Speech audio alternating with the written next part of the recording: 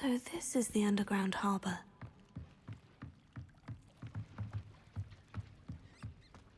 Revelio.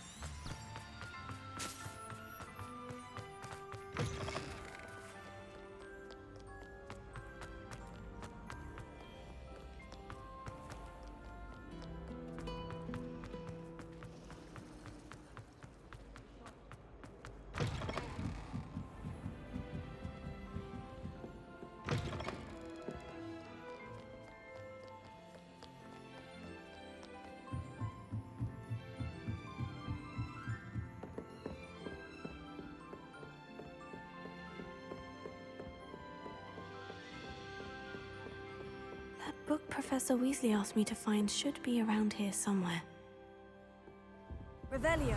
Looking for the book Intermediate Transfiguration.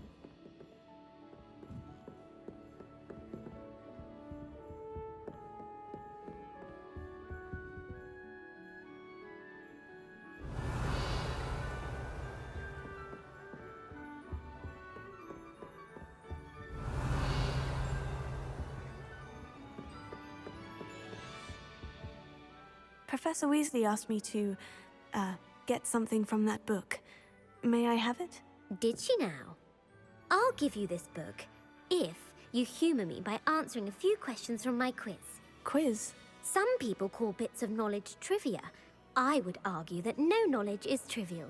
Hence, I have created a small quiz, just for fun, focusing mainly on the lore of the wizarding world. None of the other students will try it, no matter how many times I ask. They all say they have enough with schoolwork. Ugh, they don't value knowledge the way I do. Surely you're interested. I'll even start you off with a few of my easiest questions. If that's the only way I can convince you to give me that book, then let's get it over with. Splendid! Just a few questions, and then I'll hand over this book. Let us begin. Before the invention of the golden snitch, which magical creature was used in a game of Quidditch? The golden snidget. Correct!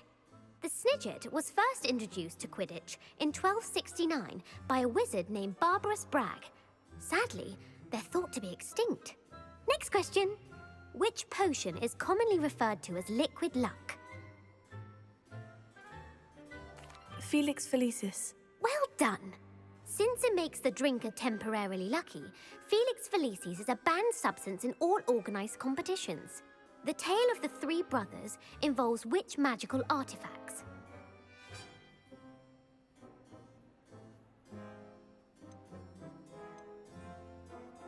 The Deathly Hallows. Correct! According to Beedle the Bard, the Deathly Hallows consist of the Elder Wand, the Resurrection Stone, and the Cloak of Invisibility. Which ball in Quidditch is the largest?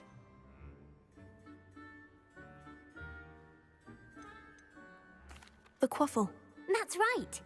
When a chaser throws the quaffle through one of 3 hoops in a Quidditch match, their team is awarded 10 points. True or false? Polyjuice Potion allows the drinker to change species. False. Correct. While Polyjuice Potion can be used to change things such as age or race, it cannot be used to change species. Well, I suppose this has gone on long enough.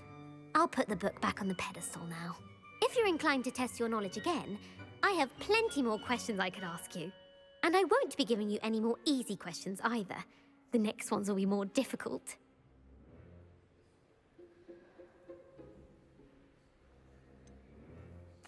I'd like to answer more questions. What governmental body directly preceded the Ministry of Magic?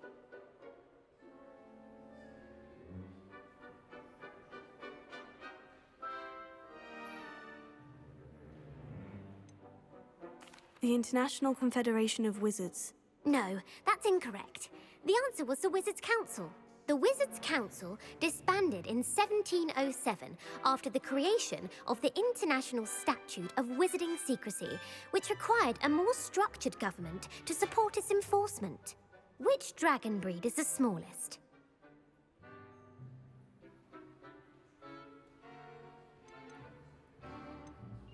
The Peruvian Vipertooth. Brilliant! Though the Vipertooth is the smallest breed, averaging at around 15 feet in length, it is also the fastest breed and feared for its venomous fangs.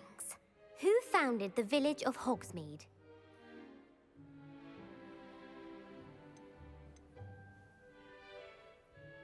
Quincy Hogg. No, the answer was Hengist of Woodcroft. It is believed that Hengist used the 3 Broomsticks Inn as his home.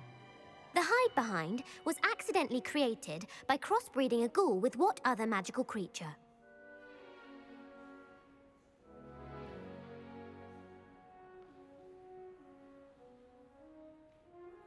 A Letherfold. That's incorrect. The answer was a demiguise. While the hide-behind has the power of invisibility, those who have seen it have described it as a tall, thin monkey with silver hair. What is the only spell known to repel a Letherfold?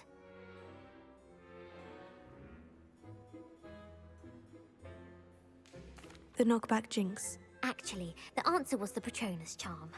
The only known survivor of a Letherfold attack was a wizard named Flavius Belby, who was on holiday in Papua New Guinea at the time.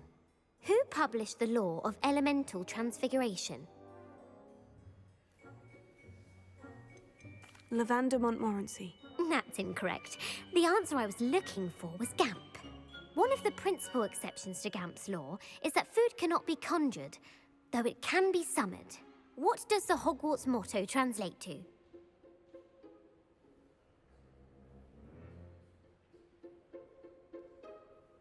Knowledge is the real magic. No, the answer was, never tickle a sleeping dragon. In Latin, the Hogwarts motto is Draco dormiens nunquam titilandus. Which magical creature is the only one known to produce eggs through its mouth? The Ashwinder. That's incorrect. The correct answer was the Rune's Paw. According to Parselmouths, each of the Rune's Paw's 3 heads serves a different function. The left head is the planner, the middle is the dreamer, and the right is the critic. Where is Ilvermorny School of Witchcraft and Wizardry located? The Amazon rainforest. No, Ilvermorny is actually located on Mount Greylock. The American school was founded in the 17th century by Iseult Sayre and James Stewart. What is the most powerful love potion known to wizard kind? Amortentia. That's the answer. Amortentia smells differently to every person, according to what they find attractive. Such as dusty book covers, or... Are you interested in continuing on to the next round? They're my most difficult questions. Give me your worst. Wonderful! I do admire your thirst for knowledge. Emeric the Evil was killed in a duel against whom? Egbert the Egregious. That's right! Emeric gained notoriety for terrorizing villages in the south of England during the Middle Ages, when he was the master of the Elder Wand. If a chaser keeps their hand on the quaffle as it goes through the goal, what foul are they committing?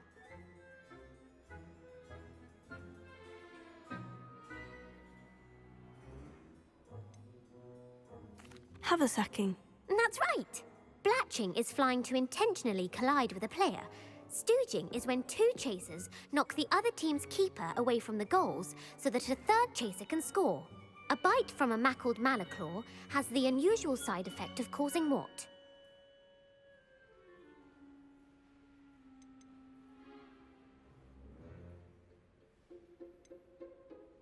Bad luck. Correct! Native to the European coastline, the effects of a malaclaw's bite can last up to a week. What plant excretes stink sap?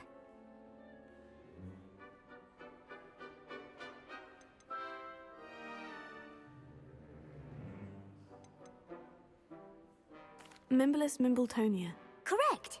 The Mimblus mimbletonia plant secretes stink sap as a defensive mechanism when touched. The Pepper Up potion evolved from a remedy created by which 12th century wizard?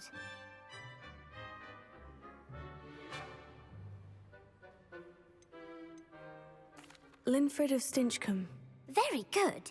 Centuries later, Glover Hipworth would expand on Linfred's previous work to create the Pepper Up potion we know today. In The Wizard and the Hopping Pot, what does the elder wizard leave for his son in the hopping pot? A single slipper. That's correct. The story was created by Beadle the Bard, but there are a few versions. I won't spoil what the slipper was for if you haven't read it recently. The Snallygaster is native to which region of the world? North America. That's right. The part bird, part reptile is a distant relative of the Occamy and has serrated fangs and a bulletproof hide. Who is the Muggle knight featured in the Fountain of Fair Fortune? Sir Luckless. Correct! The three witches in the story are named Asha, Altheda, and Amata. Oh, I adore a story that ends with a twist. The world's largest kelpie is also known by what other name? The Loch Ness Monster. Correct. The Office of Misinformation has worked diligently to discredit any Muggle evidence of the Kelpie's existence. Who was the first Minister for Magic? Ulick Gamp. Yes. Gamp's greatest legacy was the founding of the Department of Magical Law Enforcement. It outlawed the unforgivable curses. You've answered all of my questions. It's nice to know there's another student who appreciates the value of knowledge. You should be pleased with your performance. Not many students would have done so well. Thank you for humoring me by participating. I had a splendid time. I put the book back on the pedestal for you. Revelio ought to make quick work of this.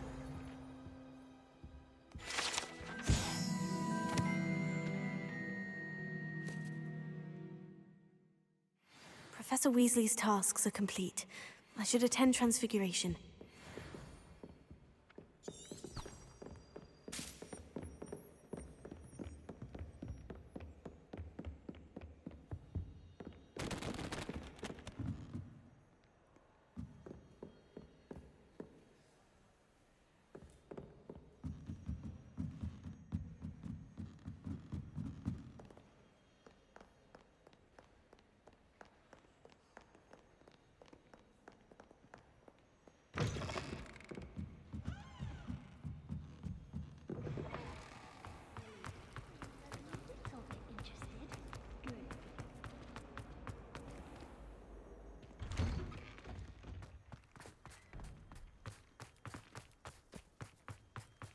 The Dadalian keys are back. Aren't they brilliant?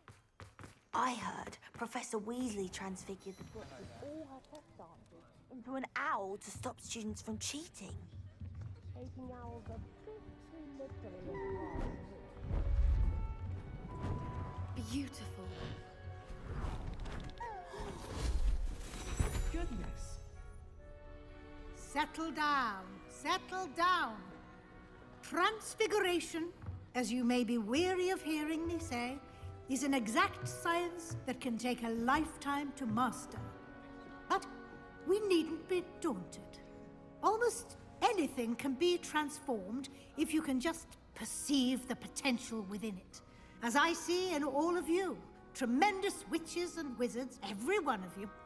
Or it could just be my eyesight. Now, you all know what to do.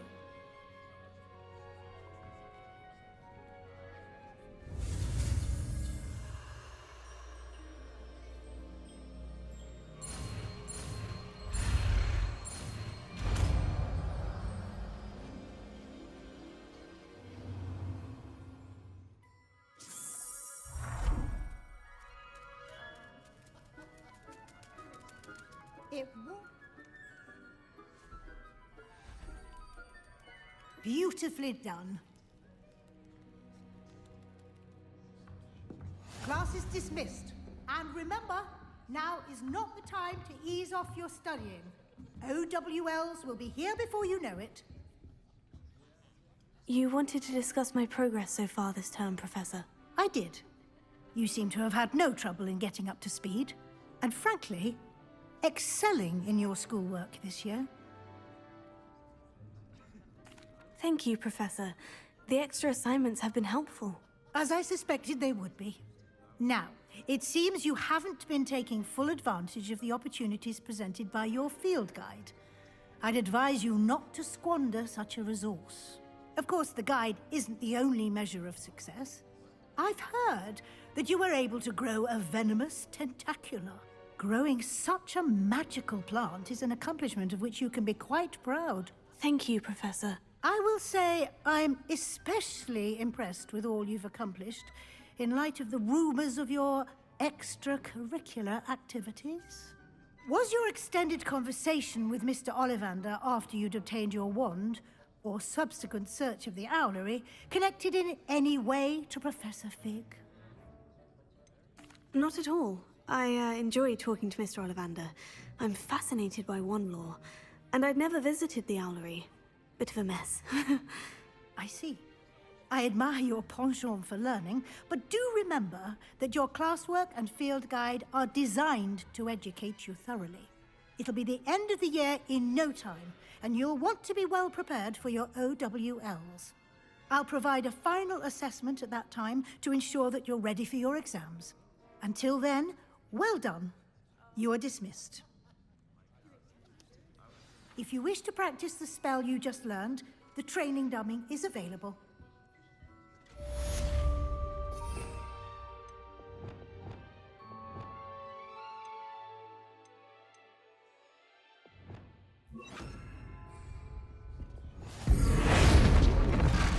Glad to see you were paying close attention to my demonstration of the transformation spell. Since our visit to Feldcroft, something dawned on me about the triptych. Immediately over them, just north